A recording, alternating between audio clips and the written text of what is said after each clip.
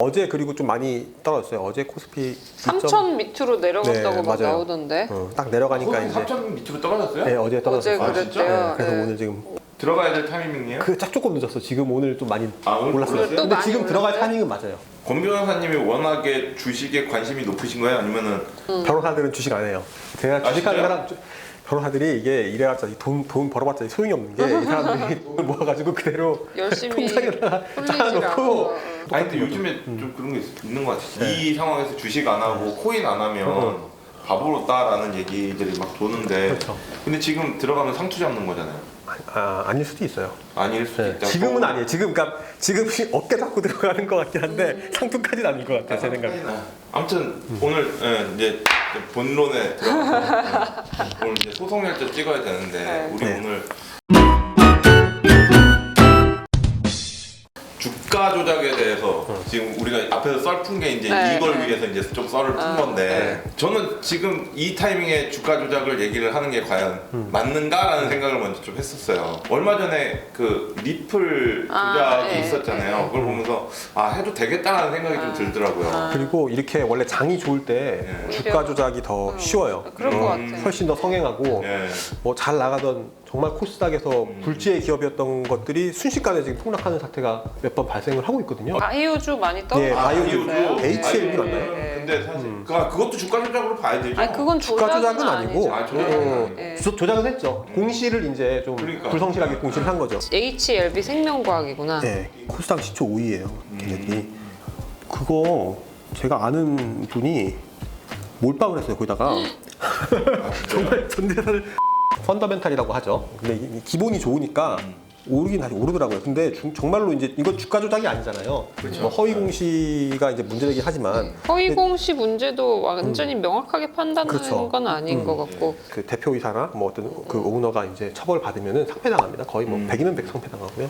그래서 이 시점에서 조금 알리고 요런 기업은 주가 조작 조심해야 된다. 요런 것도 좀 사인도 드리고. 재밌다. 그런 게 있어요? 난 그런 그렇죠. 거 아니 주가 조작 모르는데. 사건을 이렇게 하다 보면은 일반적으로 이런 형태로 주가 조작이 일어난다. 네. 이런 거 알면은 이제 좀 조심할 수 있으니까. 어떤 게 있을까요? 주가 조작이 우선 첫 번째로 이제 그 회사죠. 네. 이제 주가를 올리는 당연 회사가 있고, 그다음에 주가를 올리는 요 소위 말하는 꾼들이죠. 네. 그 꾼들이 있고, 세 번째로 붙는 게 이제 물주가 있습니다.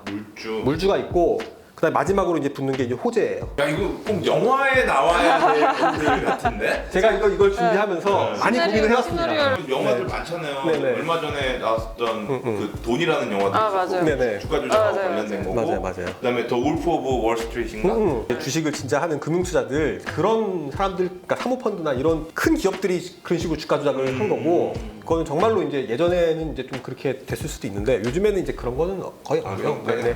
요즘에는 뭐 그런 금융투자 그런 큰 데서는 절대로 네. 그렇게 하지 않죠. 주범은 결과적으로 이제 꾼들이죠. 네. 꾼들이 이제 하는 거고, 회사는 주로 이제 이런 식으로 이제 이 주가 조작에 연루가 됩니다. 이제 회사 예전에는 잘 하던 회사였는데 네. 몇 년째 실적이 안 좋아요. 그러니까 이 대표로서는 이제 어쩔 수가 없는 거야. 이거를 주가로 좀 띄워가지고 아니면 좀 팔아가지고 어떻게 회사를 살려볼까, 혹은 팔고 나갈까, 이제 이런 식으로 생각을 하는 거죠. 그래서 이제 이 대표가 아예 회사를 여기다가 이제 팔아버리는 경우도 있고, 아니면 같이 하는 경우도 있어요. 팔아버리면은 네. 꾼들한테 판다는 거죠? 꾼들한테 파는 거죠. 꾼들한테. 네. 근데 이제 팔면서 대충 느끼죠. 왜냐면은 이분들이 대부분 자본 없이 무자본 M&A를 합니다. 그래서 이 물주들한테 LBO 말하는 거예요. 네, 맞아요. 레버리지드 바이아웃. 네, 맞아요. LBO를 하거든요. 이 물주로부터 돈을 빌려요. 그래가지고 요 돈으로 사는데, 사면서 이제 여기 있는 걸 파는 거죠. 팔면서 이제 그런 식으로 해서 이제 우선 꾼들이 잡고, 이 물주들은 사실 여기를 몰라요. 거의 얘네들이 주가 조작을 하는지 안 하는지 몰라요. 그러면서 그런 경우엔 회사는 책임 없잖아요. 아예 팔고 나가면 이제 네, 책임이 없는 네, 거고, 같이 공모해서 하면은 이제 그러면 좀- 공동정범이 되겠죠. 그래서 주가 조작이 작은 사건 같은 경우에는 요 꾼들만 이제 하는 경우도 있고, 큰 사건 같은 경우에는 뭐 물주까지 사실 다 알고 크게 규모로 하는 경우도 있고요. 대표적인 예가 있어요? 그런 거 관련해서 최근에? 이번에 그 라인 펀드 관련해서 문제된 사건이 하나 있던데, 라인 펀드요? 네네, 에스모 머티리얼즈라고 하는데, 여기가 지금 꾼들이 대범하게도 라인 펀드로부터 돈을 빌려가지고 이걸 주가 조작을 했더라고요. 여기서 그러니까 이제 라인 펀드가 물주가 되는 거죠. 예. 주가 조작을 하는 가장 큰 이유는 엄청나게 센 고율의 이자를 받아요. 아 근데 나는 모르는데 네. 어쨌든 내 돈은 돈 들어가. 많이 빌려달라고 하니까 모르고 알려고도 하지 않고 이익률이 뭐 10%, 20% 몇 달 어쨌든 만에 나한테는 예. 내가 투자했던 만큼만 리턴 받으면 된다라는 거죠. 예, 이렇게 엄청나게 고수익이니까 사실 뭔가는 좀 걱정이 되겠죠. 근데 이제 그거에 대해서 알려고도 하지 않고 모르죠. 일반적으로 이제 이 물주가 필요한 가장 큰 이유는 호재를 만들기 위해서는 물주가 필요해요. 근데 이 주식시장에서 이제 호재로 가장 많이 알려지는 게 M&A잖아요. M&A를 하려면은 누군가를 사기 위해서 돈이 있어야 되잖아요. 그 돈을 조달하는데 이제 제3자 배정 유상증자라는 걸 하거나 아니면 전환사채를 발행합니다. 그렇게 해서 돈을 동원을 하는데 그 주주들한테 하는 유상증자는 이제 되게 악재예요. 주식시장에서. 근데 제3자 배정 유상증자는 엄청난 호재인데 그 이유가 뭐냐면은 지금 이 회사에서 어떤 큰 신사업을 하려 해요. 근데 지금 어떤 제3자가 이 회사의 주식을 다 사주는 거예요. 그러면은 아, 그 제3자는 분명히 전문가고 할 텐데 이 회사의 가치가 주식을 사주는 있나 건 보다.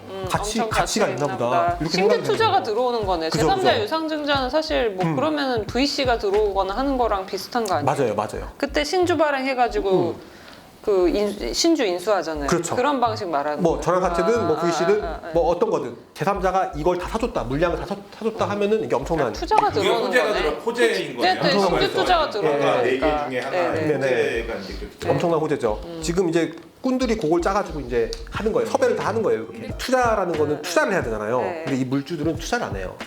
여기서 지금 주가 조작과 실제 투자와의 투자 차이는 얘네들은 그냥 이자를 먹어요. 물주들은. 그러니까 이명 계약을 하는 거죠. 네, 그래서 그게 좀 많이 차이고 M&A를 하는 그 상대 회사가 있어야 되잖아요. 이제 상대 회사는 이제 주로 물주로부터 투자를 받아요. 이 회사는 정말 좀 건실한 회사고 괜찮은 회사니까 이 회사한테 물주들이 투자를 해줘요. 그러면서 상대 회사, 호재가 되는 회사인 거죠. 그 회사가 빌려주는 거죠. 어떤 명성을 MOU 같은 걸 체결하면서 빌려줘요. 이제 그러면서 이제 그 기사가 확 나오면서 주가가 뜨는 거예요. 거기서 뜨면 이제, 팔고 나가는 거예요? 그렇죠. 뜨면 팔고 나가죠. 엑시트. 이제 여기서 하나가 더 크게 하나 나오는데 자전거래가 일어납니다.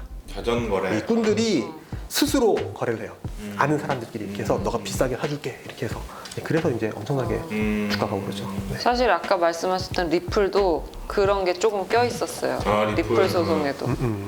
이더리움보다도 전에 나왔어요. 맞아요. 이거는 네. 금융권에서 이제 이걸 통해서 이제 송금할 때 송금 수수료를 리플로 대체할 수 있도록 만들겠다는 취지로 만들어진 건데, 맞아요. 네. 근데 이제 이게 그 당시에 되게 오랫동안 투자됐잖아요. 근데 그 여태까지는 증권이라고 이제 SEC에서 하고 있지 않았는데.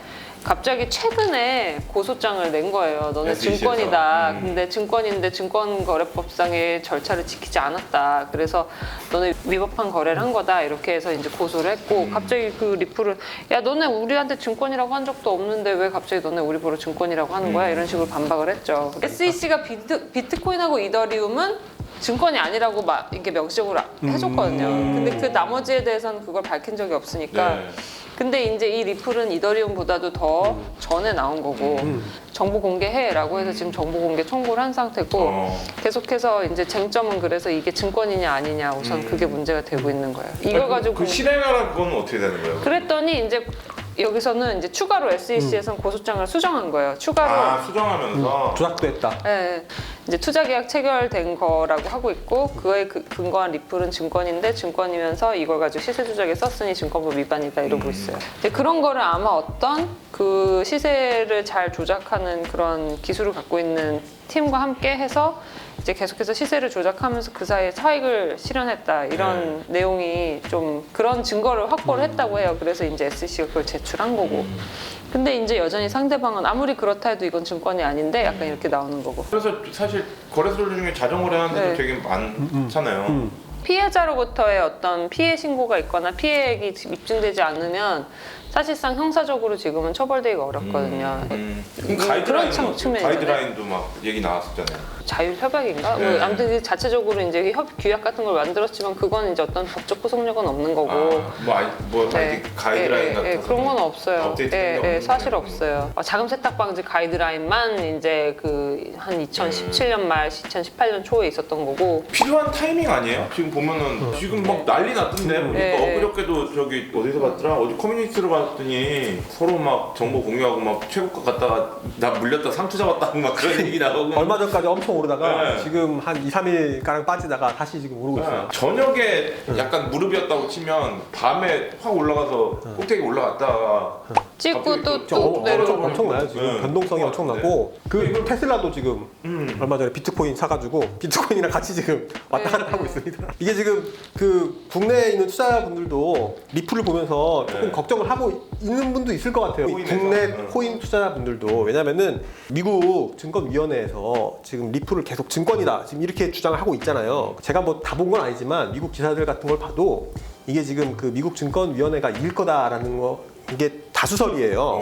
지금 그렇게 강하게 가고 있으니까. 그래서 뭐 그러면은 그게 증권이 되면은 나머지도 다 증권 되는 거 아니냐. 그래가지고 우리나라에 있는 것도 지금 증권 다 되면 혹시라도 뭔가 좀 문제가 생기지 않을까라고 지금 걱정을 하고 있을 수 있을 것 같아요. 그래서 제가 미국에서 이제 증권을 보는 시각하고 우리나라의 어떤 증권의 정의하고 요거를 조금 다른 걸 말씀을 드리면은 미국이랑 우리나라랑 이제 기본적인 요건은 비슷해요. 근데 우리나라는 그 증권이 인정되기 위해서는 자본시장법에 나열되어 있는 게 있어요. 채무증권, 지분증권, 수익증권 뭐 등등등 해서 이게 나열되어 있는 게 있는데 요것 중에 하나에 해당돼야지 이제 증권에 해당되는 게 맞잖아요. 그죠? 네.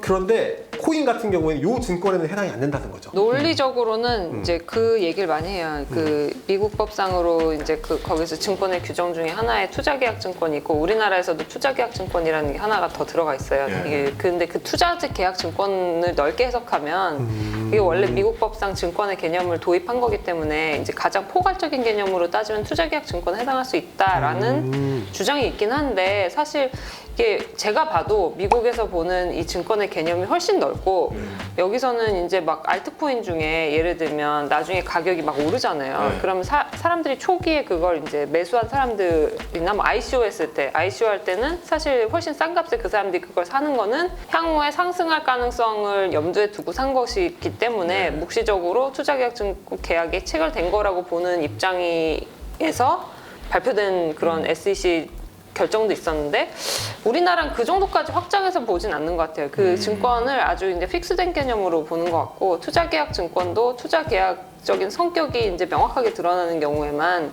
이제 인정이 된다고 보는 것 같아요. 그래서 좀 더 엄격하게 보고 있기 때문에 단순하게 뭐 알트코인 발행해서 ICO 때 사고 그게 나중에 가격 상승을 기대했다고 해서 그것만 가지고 이거를 증권법상 증권에 해당한다라고 보지는 않는 것 같아요. 만약에 그럴 것 같으면 사실은 아주 엄밀하게 따지면 증권에 해당한다 그러면 다 증권거래소에서 취급해야 되고 그러면 이제 한국 거래소에 상장이 돼야 된다는 거거든요. 근데 모든 알트코인이 그럴 리가 없잖아요. 이 리플의 특이한 것을 제가 보니까 이런 식으로 이제 미국에서는 좀 보고 있는 것 같아요. 왜 비트코인은 증권이 아닌데 왜 리플은 증권이냐? 뭔 차이냐?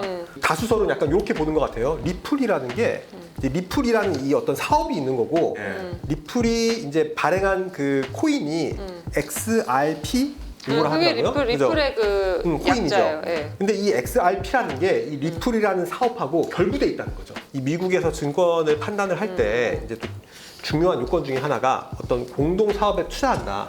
이런 요건이 있는데 이제 리플 같은 경우는 사업이 있다는 거예요. 근데 비트코인은 이제 사업이 없고 코인만 있으니까 그렇죠. 괜찮다. 사업이 없지. 그래서 혹시라도 이제 투자자분들 중에서 걱정되신다면은 이제 같이 이제 붙어 있는 사업이 없는 거 이런 걸 하면 이제 괜찮지 않겠습니까? 저희 나라도. 네. 그래서 요거를 한번 말하면 좋지 않을까요?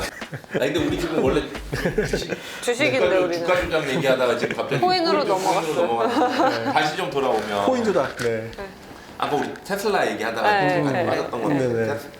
테슬라로 이제 잠깐 들어오면 테슬라도 사실은 갑자기 아니 또 이 비트코인도 엮여야 되는데 이제 테슬라가 비트코인하고 엮이기 바로 직전에 어떤 일이 있었냐면 게임스탑 사태가 있었거든요. 맞아요. 이 게임스탑을 살려고 하는데 사는 버튼은 없고 파는 버튼만 있는 거야. 우리나라도 그래서 일부 매수 버튼이 없어졌어요.